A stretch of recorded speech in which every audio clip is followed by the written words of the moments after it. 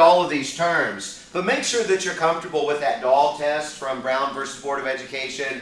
And anything, y'all remember anything about Korematsu? Oh, that's the Japanese one. Yeah, Fred Korematsu, the Japanese American that wanted to enlist in the Army. Go ahead, Ethan. He tried to enlist in the Army. They didn't let him because he had a heart condition. That's right. And when they took the Japanese to the internment camps, the only reason why he was like, wait, the only reason why I'm not in the Army is because of a heart condition, not because I'm Japanese. The only reason why I'm in here is because I'm Japanese. Yeah. And he was like, this is like an obvious form of discrimination on me as a human. And then the California governor said that he wished he could have done something, but he couldn't at the time. That's right. Ultimately, what they ended up saying on this is they started that opinion by saying anytime a classification is made primarily based upon race, it is immediately constitutionally suspect. But Earl Warren, who was the California governor, he didn't like this relocating of Japanese Americans, and the Supreme Court, of course, went on and said, but here, the men have the responsibility to fight, the women have the responsibility to work in the factories, and the Japanese Americans who have had no trial have the responsibility to go to the internment camps. In Brown versus Board of Education, Earl Warren started the opinion by saying, anytime a classification is made primarily based upon race, it is immediately constitutionally suspect. It's just that this time they actually followed through and they struck down the segregated schools. They struck down Plessy versus Ferguson with this ruling of separate but equal. Let me give you a little bit with the Congress chapter. And bear with me as I pull this up. This thing is acting weird. I don't know what's going on. I'm going to remove terms on this, and I know that they're going to be, every class is seemingly in a slightly different spot. So as you look at this, if you're in the 10 o'clock class, you're basically going to stop with ex post facto law. And if you're in the 11 o'clock or the 12 o'clock class, you're going to stop with name recognition and franking. So I'll go ahead and color these. These are not going to be on there, but everything else is pretty fair game. Any questions? Go ahead. What's franking? Franking was the idea that you have free mailing privileges as a member of Congress. So you have the ability, free printing, free paper, free postage. You can mail things out. You can't say vote for me, but you can say reasons why somebody would vote for you, and that kind of a thing. So it was a big advantage that an incumbent would have over a non-incumbent, a challenger. Anything else? Go ahead. I thought franking was when you wouldn't go up and oh, that's filibuster. Just go up and start talking. Filibuster is when you go up and start talking. And the big theme in this, and you'll notice up here, there's characteristics of House and Senate, there's powers of House and Senate. Make sure you're comfortable with differences between the House and the Senate. And to kind of go in your direction, the House is really structured with their debate. You're going to get a few minutes. They have so many more members than the Senate. You're only going to get a few minutes. And as long as somebody else will give you some of their time, then you can continue to talk. But if you use up your time and nobody else will give it to you, you've got to stop. In the Senate, they have what, Dua? They have unlimited debate. So when you get the floor, you can actually just continue to talk. And the filibuster is basically the idea where you're going to get on the floor and you're just going to keep talking. And the trick on this is, remember, they can't have any votes. They cannot introduce any bills. Nothing can go to committee. The entire business of the Senate is basically frozen as long as you keep on talking. And usually the longer that you talk, especially if you can time this right, then the more that the majority party might give you some concessions. Maybe they'll even just totally pull the bill, and then at that point you get a chance to win. You remember the longest filibuster? Go ahead. 24 hours. Yeah, over 24 hours, and it was whom? It's a senator from South Carolina. South Carolina. Strom Thurmond was that senator. So make sure that you're good with that. And you remember what you need to stop a filibuster? 51. Not 51.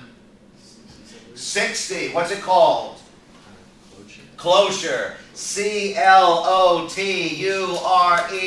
If you can get a cloture vote where 60 senators basically say shut up, you can stop the filibuster, but it's really hard. I mean, the House, the Republicans right now in the Senate, they have a modest majority, but they would not be able to pry 5 or 6 or 7 Democrats over to give them the 60 they need to stop the filibuster. And in modern times, a lot of times what will happen is if you threaten a filibuster, the majority party will just pull the bill and they won't actually even consider it. People say that you need 60 votes sometimes to pass a bill in the Senate. You really only need 51. The 60, though, deals with the filibuster, because if you don't have the 60, you can't stop a filibuster, and they can really make it difficult for you to pass a bill. The minority can.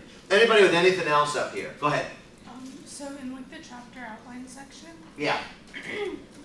under Congress, like bicameral, where it says different rules and different constituents. Yes. Is that basically, do you want us to know like the differences between the powers of the Senate and the House? Yeah, when you talk about different rules, we were just talking about that. The idea that the House is really structured with their debate and you only get a certain amount of time. The Senate has unlimited debate. And if you remember, I said it in all the classes, the Senate is designed to slow things down.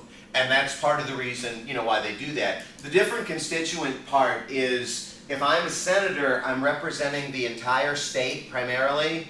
If I'm a House member, I represent my 700,000 people primarily.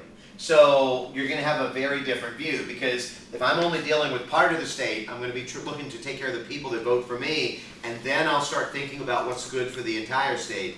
If I'm a senator, well, I'm thinking about what's good for the entire state, and then I progressively back it down into each individual district. So just the different way that you would have to look at something would make a difference. But that's what those are. Do you remember what's going on with treaties and appointments and revenue bills? Go ahead. Only the Senate has the power to create a treaty. Only the Senate, and not create, but ratify. Ratify. So the President can negotiate a treaty, Secretary of State, diplomats, State Department. I mean, there's a lot of people under the executive branch that will have some say in this, but the United States is not bound by it until the Senate votes yes. And if the Senate doesn't vote yes, then we are not bound by the treaty that we agreed to. World War I's Treaty of Versailles, the United States never actually ratified. World War I ended 100 years ago. We still haven't ratified it. We're not bound by it. What about appointments? The president can appoint a judge or something, but the Senate has to sign off. Same kind of thing, and it is only the Senate. So Supreme Court justices, federal judges, ambassadors, cabinet members, public ministers, consuls, anybody that the president appoints, the Senate has got to confirm. The one that usually causes the big stink, though, are the Supreme Court justices, because they're in a different branch. All of the other ones are in the president's branch. They usually just kind of rubber stamp it, but you can't make an appointment without the Senate ultimately saying yes at some point. And understand, the House has no role in treaties and no role in appointments. What about revenue bills? Go ahead. It can only be done by the House. What do you mean? Representatives. Okay. It can only be ratified by no. Not quite. Go ahead. They have to start the House first. They have to start. All revenue bills, all bills that are going to be dealing with taxing and spending have got to be initiated by the House of Representatives. And the idea is that the House gets to set the tone of the debate. The Senate is still going to get a chance to consider them, amend them, kill them, pass them, but it's all got to start in the House. And a lot of people would say, if you can throw the first punch, if you can set the terms of the debate, everybody reacting to you, that's a big advantage. But the Senate can still change things around.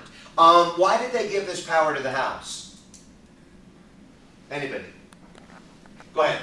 Because they have re-election every 2 years, they have to get stuff done a little bit quicker. The House is the one that is going to be most representative of the will of the people. And when you consider that taxing and spending or property was paramount, they were like, listen, we're going to give this power to the House. They're going to be most respectful. And at the beginning of the country, the House was actually the only branch that was popularly elected by the people. The Senate wasn't, and the President has never been. So just kind of keep that thought in mind. And we'll get more into the President in the next chapter. Anything else up here? Y'all good with the terms and the ages and yes? Bill of Attainder. What was the Bill of Attainder? Go ahead.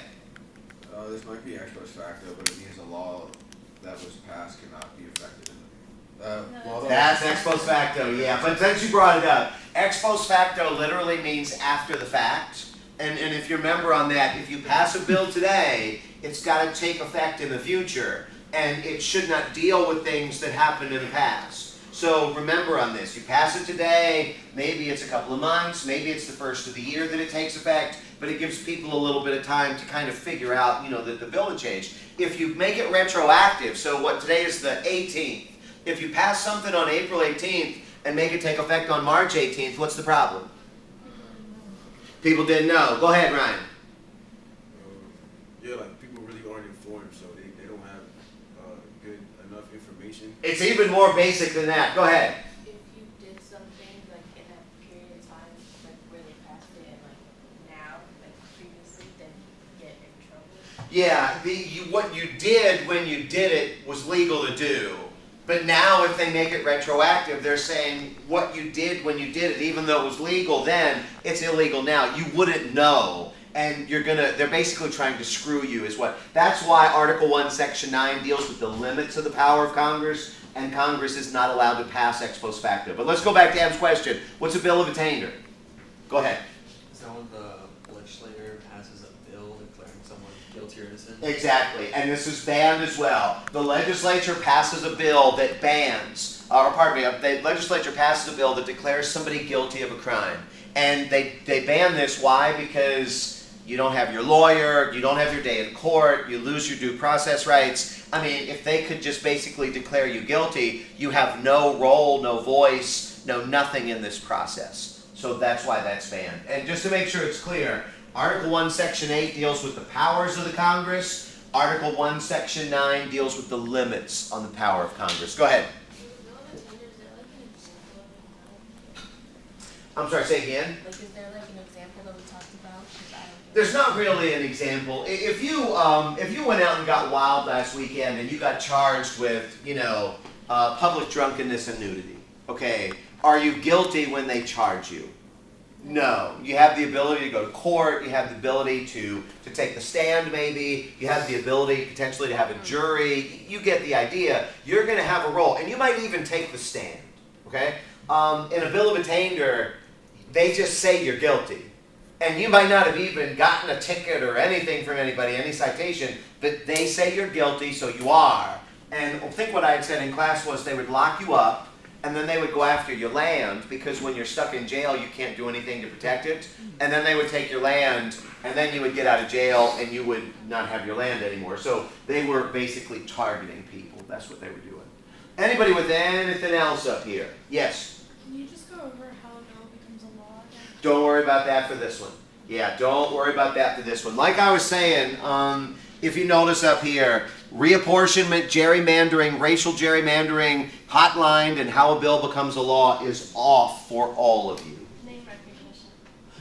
That is not there for you, but it is for the 11 and the 12 o'clock class, so don't worry about it. Anybody with anything else? Because you other classes saw a little bit of Eddie Murphy. Eddie Murphy got elected because of name recognition, and y'all will see that soon. Go ahead, do it. What's an elastic clause? A what? An elastic clause. Don't worry about that. Yeah, don't worry about that. Looking at these articles right quick, and there's just a couple, and I know we're coming up on time, but you'll notice up here the California spanking law. Do y'all remember what California? That's right, spanking is a Friday thing. It's only Thursday. Go ahead. They wanted to ban spanking, but then they were For whom? for children under the age of 4. Children under the age of 4. They wanted to ban spanking for children under the age of 4. Do you remember who the woman was that introduced it? She didn't have kids. She didn't have kids. Sally Lieber, and she caught a lot of grief over this. And you remember what the penalty would be if you got busted for this?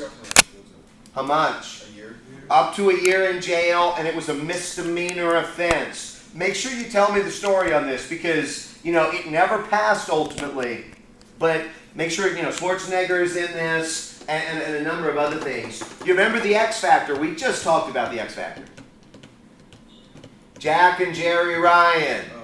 Yeah, make sure that you go back and look at this. What did Jack Ryan want? What came out about him in that divorce? Go ahead. Man's a freak. Man's a freak. How? He wanted to go Wanted to have sex in public. Anything else? Want to take his wife to sex clubs. Wanted to take his wife to sex clubs. And how did she respond to this?